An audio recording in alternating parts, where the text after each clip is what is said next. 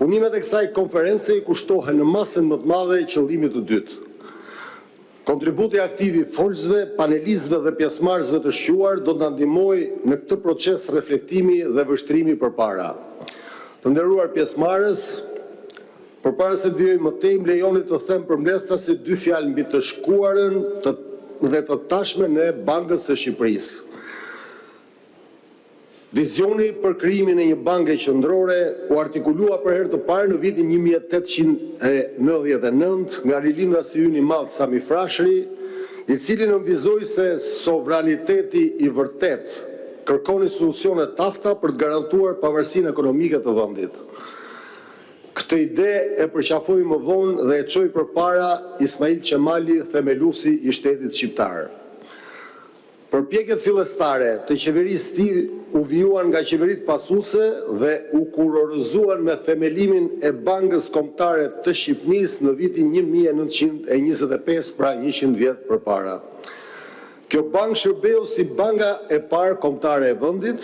Ajo krijoi sistemin e parë monetar kombëtar mbi bazën e standardit të arit dhe në vitin 1926 hodhin qarkullim monedhën e parë kombëtare frangunar dhe në fishin e saj lek.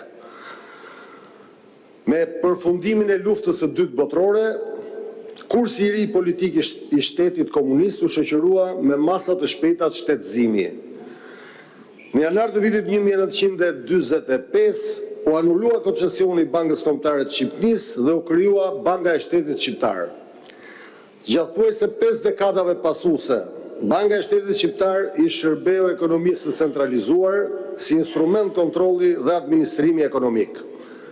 E megjithatë, pavarësisht kontekstit politik, Banka e Shtetit Shqiptar mbeti një bërtham e çmuar e ekspertizës tonë ekonomike dhe financiare edhe gjatë periudhës së komunizmit. Fillimi i viteve 90 shënoi tranzicionin e madh politik të vendit drejt demokracisë, pluralizmit politik dhe një sistemi ekonomik të bazuar në parimet e tregut të lirë. Ky tranzicion solli ndryshime thelbësore për sistemin bankar. Në prill të vitit 1992, Banka e Shqipërisë u riformatua si bankë qendrore, e ngarkuar me objektiva të stabilitetit makrofinanciar dhe funksione mbikëqyrëse dhe rregullatore. Gjatë 3 dekadave pasuese, Banka e Shqipërisë ka adoptuar një kuadër modern politikës monetare të bazuar në regjimin e inflacionit të shenjastruar dhe të kursit të lirë të këmbimit. Po ashtu Banka e Shqipërisë ka arritur një shkallë të lartë konvergjence me normat mbikëqyrëse dhe praktikat rregullatore të Bashkimit Evropian, ka ndihmuar në zhvillimin e tregjeve financiare, ka ndërtuar një sistem eficient pagesash, ka investuar në edukimin financiar, si dhe ka ndërtuar një proces efektiv dialogu me partnerët vendase të huaj dhe publikun e gjerë. Në terma sasior, një dëshmi direkte e arritjeve të Bankës Shqipërisë është edhe progresi ekonomik dhe financiar i vendit gjatë 3 dekadave të fundit. Pavarësisht luhatjeve dhe goditjeve jo të pakta që ne kemi përjetuar, ekonomia shqiptare ka shënuar një rritje mesatare vjetore, prej 4.3% gjatë këtij horizonti kohor, ka njohur një rritje të të ardhurave mesatare për frym nga $670 dikur në 11.000 euro sot, si dhe ka patur një nivel mesatar inflacioni prej 3.1%, norm kjo mjaft e afërt me objektivin tonë të inflacionit prej 3%. Po ashtu në të njëjtin horizont kohor, pra gjatë 3 dekadave, stoku i kredisë për sektorin privat është rritur më shumë se 100 fish, stoku i depozitave është rritur me 35 herë duke arritur në vlerën e 18 miliardë euro, ndërsa rezerva valutore e Bankës Shqipërisë është rritur nga $318 milion dikur në 7 miliardë euro sot. Në terma cilësor, një dëshmi po aq domethënëse për mbushjes së misionit të saj është fakti se me përjashtim të turbulencave politike dhe sociale të vitit 1997, ekonomia shqiptare nuk ka njohur krizat mirëfillta financiare apo krizat të bilancit pagesave. Përkundrazi, besimi i investitorëve vendase të huaj, sistemi financiar shqiptar ka ardhur në rritje. Kjo dëshmohet nga rritja e investimeve të huaja, nga rritja e besimit të publikut në monedhën vendase dhe institucionet financiare shqiptare, si dhe nga reduktimi i primave të rrezikut. Së fundi, një dëshmi tjetër e stadit zhvillimit të Bankës së Shqipërisë është dhe partneriteti i gjerë që ajo ka me një sër organizatash ndërkombëtare. Banka e Shqipërisë është anëtare me drejta të plota e institucioneve të Bretton Woodsit, Fondit Monetar Ndërkombëtar dhe Bankës Botërore dhe gjithashtu e Bankës Ndërkombëtare të Rregullimeve BIS Basel. Po ashtu Banka e Shqipërisë ka një proces të strukturuar dialogu me Komisionin Evropian, një kuadër të gjerë bashkëpunimi me Bankën Qendrore Evropiane, sidomos në fushën e mbikëqyrjes bankare dhe të sistemeve të pagesave, një seri projektesh binjakëzimi me Banka Qendrore të Eurozonës dhe një rrjet të gjerë marrëveshjes bashkëpunimi me institucionet homologe rajonale.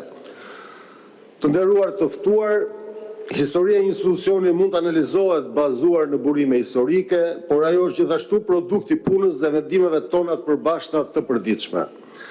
Në këtë kontekst, më lejoni ta kthej vështrimin nga ardhmja, duke u ndalur në vizionin, misionin dhe politikat që do të udhëheqin aktivitetin e Bankës së Shqipërisë në dekadën e ardhshme. Vizioni ynë për të ardhmen është një bankë qendrore moderne, e cila aplikon praktikat më të mira ndërkombëtare, e afër për përmbushur misionin e saj, si dhe denjë për qenë anëtare e sistemit evropian të bankave qendrore. Vënia një dhe këtij vizioni kërkon një mandat të qartë dhe të fokusuar në ruajtjen e stabilitetit të çmimeve. Paralelisht, por jo në konflikt me të, Banka e Shqipërisë duhet vijojë të punojë për promovimin e stabilitetit të përgjithshëm financiar të vendit. Së fundi, Banka e Shqipërisë duhet vijojë të kontribuojë në zhvillimin e tregjeve monetare në përgjithësi dhe të sistemeve të pagesave në veçanti. Përmbushja e këtyre objektivave ndihmon në gjenerimin e një ambienti financiar të qetë, transparent dhe eficient, duke mbështetur rritjen e mirëqenies safatgjat të shoqërisë. Në këtë kontekst, gjejmë vend të theksoj se zgjerimi i mandatit të bankave qendrore me objektiva të tjera, për adresimin e të cilave këto banka nuk kanë legitimitetin, kapacitetin apo instrumentet e duhura, përherë të gjenerojë konflikte në vendimarrje, të dëmtojë kredibilitetin dhe të jetë kundërproduktiv. Për te mandatit, bankat qendrore duhet të kenë një kuadër të qartë e konsistent politikash për arritjen e objektivave, një gamë të gjerë instrumentesh për zbatimin e këtyre politikave, dhe në këtë kontekst gjithashtu më lejoni të theksoj dy momente të rëndësishme. Së pari në drejtim politikës monetare. Banka e Shqipërisë gjykon se kuadri i saj aktual, në regjimi i inflacionit të shënjestruar dhe i kursit të lirë të këmbimit, afron një strategji optimale për ruajtjen e stabilitetit të çmimeve, stabilizimin e aktivitetit ekonomik dhe adresimin me kosto minimale të goditjeve. Nga njëra anë, regjimi i inflacionit të shënjestruar ofron rrugën më direkte dhe efektive për kontrollin e inflacionit, nga ana tjetër, regjimi i kursit të lirë të këmbimit shërben si stabilizator automatik i goditjeve, rrit fleksibilitetin e politikës monetare dhe fiskale, si dhe i mundëson Bankës së Shqipërisë të ushtrojë rolin e huadhënësit të instancës së fundit, si një garanci serioze për stabilitetin financiar të vendit. Ky regjim i politikës monetare ka rezultuar i suksesshëm gjatë 3 dekadave të fundit. I zhvilluar dhe i sofistikuar më tej, ky regjim do të shërbejë ekonomisë shqiptare në procesin e antarësimit e të konvergjencës me standardet e Bashkimit Evropian edhe në të ardhmen.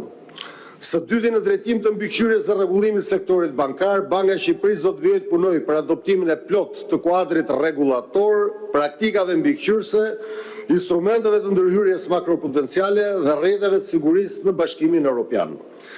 Duke qëndruar në këtë temë, dëshiroj të theksoj se sektori bankar ka qenë dhe do të mbetet shtylla kryesore e sistemit ton financiar. Ky sektor kryen një rol të pazëvendësueshëm, ai afron instrumente të sigurta kursimi në formën e depozitave bankare, alokon fondet në sektorët, degët dhe bizneset më rentabël të ekonomisë, duke marrë përsipër edhe një pjesë të rrezikut, si dhe krijon instrumente të sigurta të shpejtë pagesash. Për këtë arsye, gjatë dekadës së fundit, Banka e Shqipërisë ka kushtuar një vëmendje të madhe reformës së plot strukturore të këtij sistemi, pra sistemit bankar. Ndër të tjera, administrimi i procesit konsolidimit, zbatimi i strategjisë kombëtare të reduktimit të kredive me probleme, si dhe përmirësimet e vazhdueshme të kuadrit ton rregullator, kanë mundësuar një sektor bankar të sigurt, besueshëm dhe të aftë të furnizojë ekonominë me fondet e nevojshme për zgjerimin e konsumit dhe të investimeve.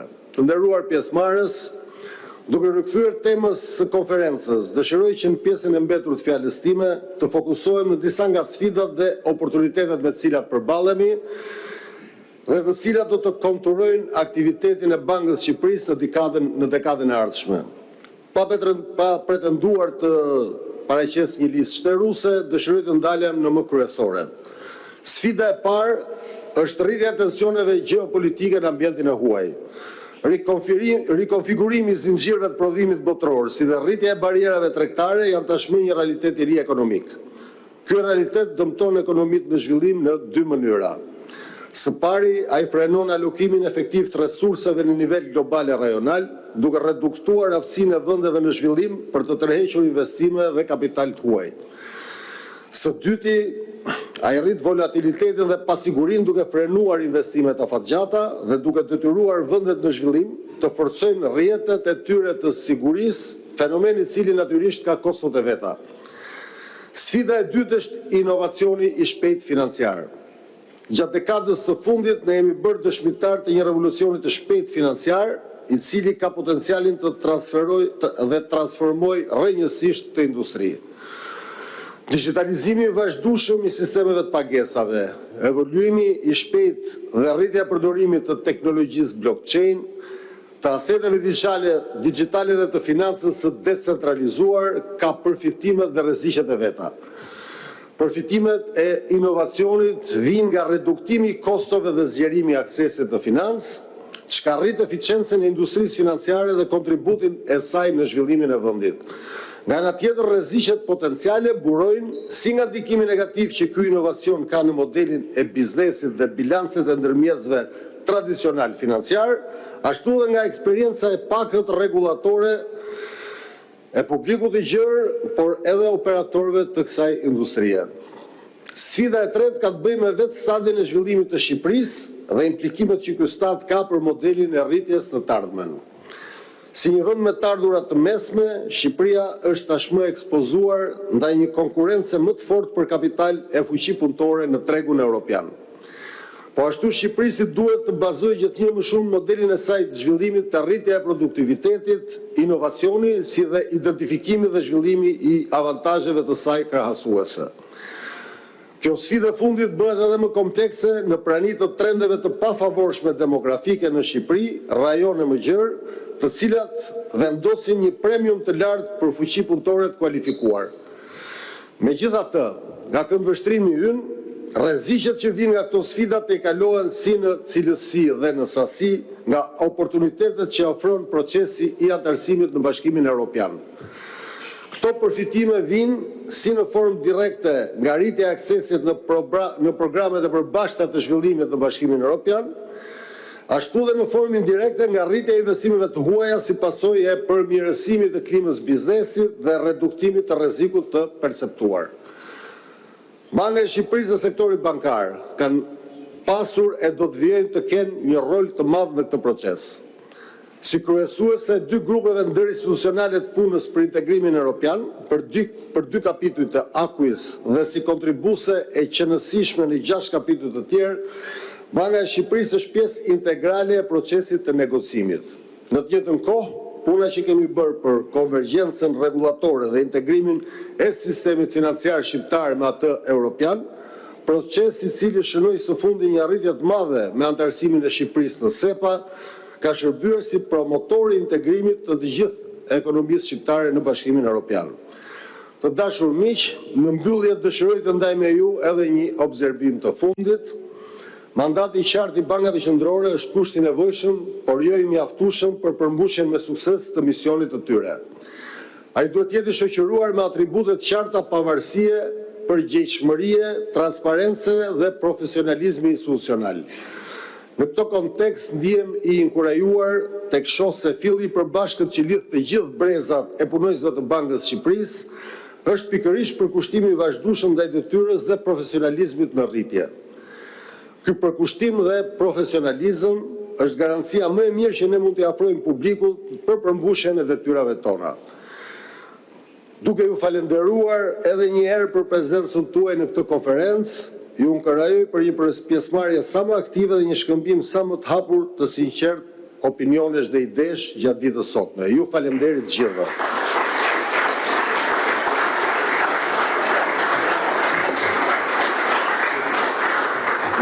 Falenderit, kemi një moment për treguar dhe një monedhë numizmatike që kemi përgatitur për 100 vjetorin, është pak sekonda, sa për të prezantuar monedhën më ka lënë mua si detyrë. Është monedhë numizmatike pa kurs ligjor, që në njërën anë ka foton e djalit fshatar që ka qenë në momentin që u emetua franguar, është monedha e parë shqiptare, dhe pjesa tjetër është Azreni, poeti i himnit ton flamurit, që është monedhën e fundit emituar në emision. Kurse në krahun tjetër, të kësaj monedhe numizmatike, është shenja i 100 vjetorit të Bankës së Shqipërisë. Besoj do t'ju japim një dhuratë të kësaj monedhe numizmatike të gjithë të si të ftuar dhe bashkëpunëtorët tanë.